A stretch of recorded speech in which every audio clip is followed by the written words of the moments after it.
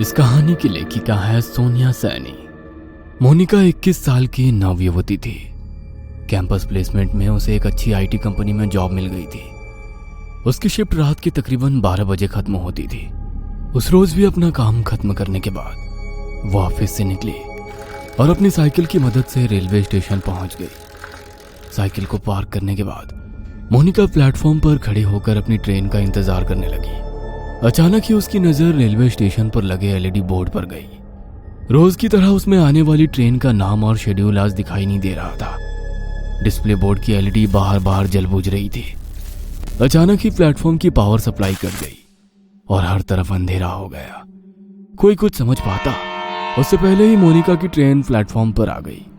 बिना देरी किए बाकी के पैसेंजर्स के साथ साथ मोनिका भी झट से ट्रेन में चढ़ गई। इस समय रात के 11:30 बज गए थे। आज ट्रेन में कुछ गिने चुने पैसेंजर्स ही दिखाई दे रहे थे। मोनिका ने अपने हेडफोन में लाउड म्यूजिक लगाया और आंखें बंद कर अपना सर सीट के बैक सपोर्ट में टिका दिया। कुछ ही देर में लाउड म्यूजिक होने पर भी दिन भर की थकान के कारण उसकी आंख लग गई थी। थोड़ी देर बाद उसका मोबाइल रिंग करने लगा। रिंग की आवाज से मोनिका की नींद टूट गई। स्क्रीन पर पापा का नाम फ्लैश हो रहा था। मोनिका ने फोन उठाया तो उधर से पापा की आवाज सुनाई देने लगी। मोनिका बेटा, ट्रेन मिल गई थी ना? हाँ पापा, मैं ट्रेन में ही हूँ, आप चिंता मत करो। कौन सा स्टेशन आ गया है? पापा की बात सुनकर मोनिका अचानक से आंख खोलकर अपने कोच में चारों ओर नजर दौड़ाती है। उसे अपनी आंखों पर यकीन नहीं हो रहा था। पूरे कोच में बिल्कुल अंधेरा छाया हुआ था। ना तो कोई डिस्प्ले दिखाई पड़ रहा था और ना ही कोई अनाउंसमेंट सुनाई दे रहा था। पापा, आई थिंक कुछ प्रॉब्लम है। यहाँ ट्रेन में कुछ है ही नहीं। सारी लाइट्स ऑफ है और कोई अनाउंसमेंट भी नहीं हो रही है। बेटा, आसपास किसी पैसेंजर से पूछना क्या बात है। पापा, पूरा कोच खाली पड़ा हुआ है। मैं अकेली हूँ यहाँ। ये क्या बोल रही है बेटा? मुझे डर लग रहा है। देख, ट्रेन जैसे ही अगले स्टेशन पर रुकेगी तू वहाँ पर उतर जाना, मैं तुम्हें लेने आ जाऊंगा। ठीक है पापा। मोनिका अब ट्रेन के अगले स्टेशन पर रुकने का इंतजार कर रही थी। आमतौर पर यह ट्रेन हर 10 या 12 मिनट में अगले स्टेशन के लिए रुकती थी, लेकिन आज पूरे 20 मिनट हो चुके थे, लेकिन ट्रेन रुकने का नाम ही नहीं ले रही थी। मोनिका को घबराहट हो रही थी। उसे कोई आइडिया नहीं था वह अभी कहाँ पर है। ड्राइवर की कैबिन में जाकर उससे कांटेक्ट करती हूँ, शायद कुछ हेल्प कर सके।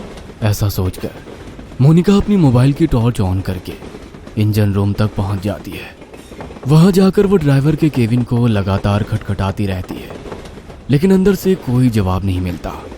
डर से मोनिका की सांसें उखड़ रही थी। अपनी उखड़ती सांसों को शांत करके वह वापस अपनी सीट पर आकर बैठ जाती है। अब उसे बस ट्रेन के रुकने का इंतजार था ताकि वो नीचे उतरकर मदद मांग सके और अपने पापा को वहां बुला सके। इसी तरह 10 मिनट और बीत जाते हैं। अचानक ट्रेन की स्पीड कम होने लगती है। ट्रेन की स्पीड को कम होते देखकर मोनिका की जान में जान आने लगती है। कुछ ही मिनटों में ट्रेन किसी स्टेशन पर आकर रुक जाती है। बाहर घना अंधेरा छाया था। स्टेशन पर कहीं भी उजाला नहीं दिख रहा था। मोनिका ने खिड़की से झांककर बाहर देखा तो प्लेटफॉर्म पर एक भी इंसान नहीं था। अब तो मोनिका को और भी डर लगने लगा था। उसने जल्दी से अपना मोबाइल निकाला और फिर से पापा को फोन मिला दिया। पापा, ट्रेन किसी स्टेशन पर रुकी है, लेकिन ये कौन सा स्टेशन है कुछ समझ नहीं आ रहा। बाहर सिर्फ अंधेरा ही अंधेरा दिखाई दे रहा है। प्लेटफॉर्म पर भी कोई आदमी नहीं दिख रहा है। मैं क्या करूं? बेटा, एक बार मैप में अपनी लाइव लोकेशन चेक करो, तुम्हें पता चल जाएगा कि अभी तुम्हारी ट्रेन कहाँ पर है। मोनिका अपनी लोकेशन चेक करती है तो पता चलता है कि वो किसी अनजान जगह पर है जिसे जीपीएस भी ट्रैक नहीं कर पा रहा था। मोनिका फिर अपने पापा को फोन लगाती है। पापा, ये सब क्या हो रहा है मेरे साथ? इस जगह को जीपीएस भी ट्रैक नहीं कर पा रहा है। मैं कहाँ जाऊं? आप आ जाओ पापा, मुझे बहुत डर लग रहा है। अचानक सिग्नल कटने के कारण कॉल डिस्कनेक्ट हो जाता है। मोनिका स्टेशन पर घूमकर बाहर निकलने का रास्ता ढूंढने लगती है। तभी उसे वहां पर एक बड़ा सा बोर्ड लगा हुआ दिखाई देता है। इस पर जरूर स्टेशन का नाम लिखा होगा। टॉर्च जलाकर देखती हूँ। जैसे ही वो टॉर्च की रोशनी में बोर्ड की ओर देखती है, उसके शरीर में कपकपी सी होने लगती है। वह बोर्ड पूरी तरह से खून से लथपथ था और उस पर से अभी भी खून की बूंदें टपक रही थी। मोनिका घबराकर वहां से भागकर वापस अपनी ट्रेन की ओर आने लगती है कि तभी उसका फोन बजने लगता है। डरो नहीं बेटा, हिम्मत से काम लो। तुम्हारी ट्रेन जिस ट्रैक से आई है उसी ट्रैक पर वापस चलो। देखो आसपास कुछ तो होगा, कोई चर्च, कोई बिल्डिंग, कुछ न कुछ जरूर होगा। तुम कोशिश करो, जैसे ही तुम्हें कुछ भी दिखाई दे तुरंत मुझे बताना। मैं भी पुलिस से मदद मांगने की कोशिश कर रहा हूँ। आंसू पोंछकर मोनिका पापा के कहे अनुसार अपोजिट डायरेक्शन में भागने लगती है। ट्रैक पर हर तरफ अंधेरा ही अंधेरा छाया हुआ था। भागते हुए मोनिका को अपने पीछे कई सारे कदमों की आवाजें सुनाई दे रही थी। ऐसा लग रहा था कई सारे लोग उसके पीछे पीछे दौड़ रहे हो। मोनिका घबराकर अपने पीछे की ओर देखती है, लेकिन पीछे सन्नाटे के सिवा कुछ भी नहीं था। मोनिका पूरी ताकत लगाकर दौड़ती ही जा रही थी। अचानक ही उसके कानों में किसी की आवाज सुनाई देती है। ऐसा लग रहा था कोई गुस्से में उसका नाम पुकार रहा हो। मोनिका अब इतना ज्यादा डर चुकी थी कि उसके अंदर पीछे मुड़ने की हिम्मत भी नहीं बची थी। हाथ में मोबाइल पकड़े वह फ्लैशलाइट की रोशनी में दौड़ती चली जा रही थी। अचानक ही उसके दौड़ते कदम ठिठक कर रह गए। उसने देखा कि सामने पोल पर एक औरत उल्टी लटकी हुई थी। उसके बाल हवा में लहरा रहे थे और वो खतरनाक चेहरे के साथ जोर जोर से हंस रही थी। मोनिका का हलक डर से सूख रहा था। अब उसमें और आगे जाने की हिम्मत नहीं बाकी थी, इसलिए वो वापस स्टेशन की तरफ जाने के लिए मुड़ जाती है।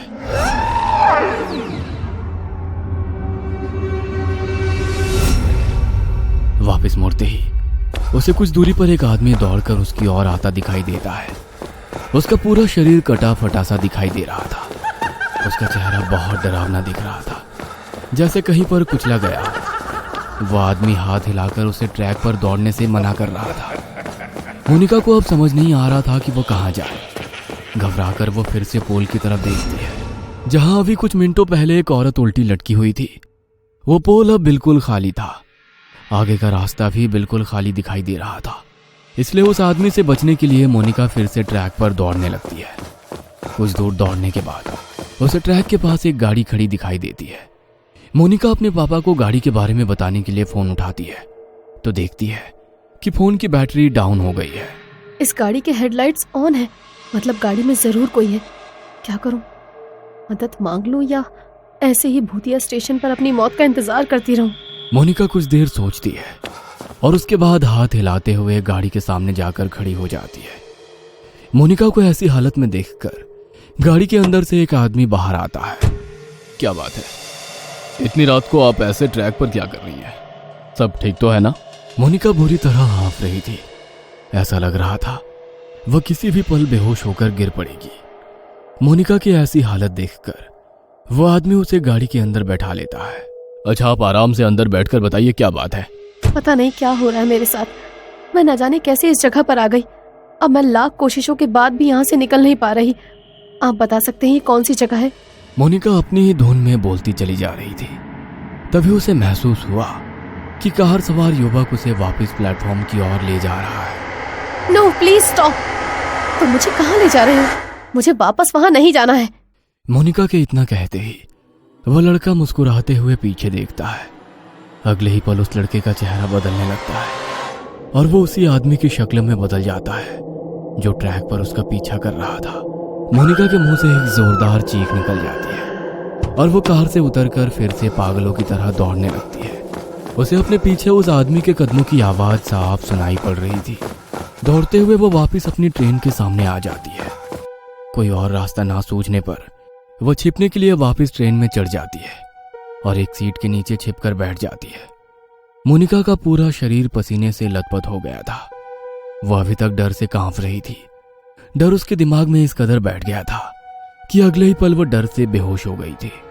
कुछ ही पलों में ट्रेन चल पड़ती है और उस स्टेशन को पीछे छोड़कर आगे बढ़ जाती है। कुछ देर बाद मोनिका को होश आता है तो वो खुद को स्टेशन के इमरजेंसी रूम में पाती है। अब आप कैसा फील कर रही हैं मैम? आप अपनी सीट पर बेहोश हो गई थी। ट्रेन के स्टाफ मेंबर आपको यहाँ लेकर आ गए। आप अपने घर पर किसी को इन्फॉर्म कर दीजिए। मोनिका हैरानी से चारों ओर देख रही थी। उसे अभी तक यकीन नहीं हो रहा था कि वो उस स्टेशन से वापस आ गई है। प्लीज मेरे पापा को बुलवा दीजिए। मैम, आपके फोन की बैटरी लो हो गई थी, मैंने चार्ज कर दिया है, ये लीजिए। मोनिका अपना फोन निकालकर पापा को फोन लगाती है। हेलो, कहाँ थी तू बेटा? मैं कितना परेशान था। 3 घंटे हो गए, अभी तक घर नहीं लौटी। पापा, आप तो जानते हैं ना, मैंने आपको फोन किया तो था। बेटा क्या बोल रही है, तू है कहाँ? मोनिका पापा को अपनी लोकेशन भेज देती है।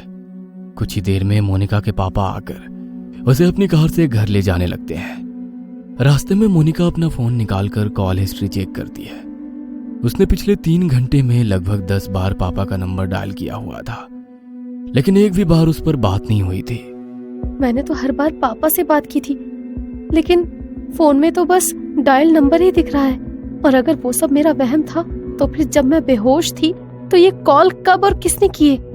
मोनिका के जहन में बहुत से सवाल थे, जिनका जवाब फिलहाल बस यही था कि इतना सब कुछ एक रात में देख लेने के बाद भी वो जिंदा अपने घर लौट रही थी।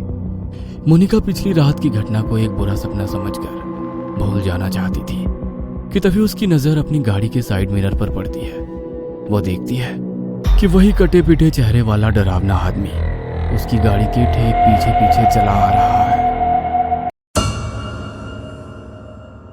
ये कहानी आपको अच्छी लगी हो तो हमें सब्सक्राइब करें, हमारा इंस्टाग्राम और फेसबुक पेज जरूर फॉलो करें। अगर आपके पास ऐसी ही कोई कहानी हो तो हमें कमेंट बॉक्स में भेजें।